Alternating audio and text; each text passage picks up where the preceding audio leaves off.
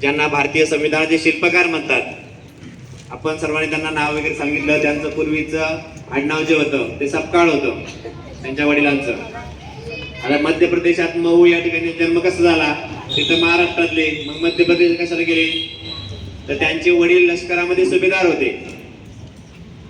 त्यांची ड्युटी जिथं असेल तिथं कुटुंबासहित ते तिकडे होते, म्हणून त्यांचा जन्म तिकडे झाला. पण महाराष्ट्रामध्ये आल्यानंतर त्यांचं शिक्षण मुंबईमध्ये झालं. मुंबईमध्ये एका छोट्याशा चाळीमध्ये 10 बाय 10च्या खोलीमध्ये, म्हणजे ह्या आपला वर्ग जो आहे ना, त्या वर्गाचे 4 भाग केले.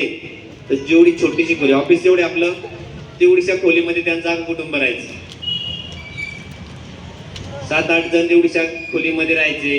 तिथंच त्यांची एक शेळी असायची, शेळी पाळलेली असेल.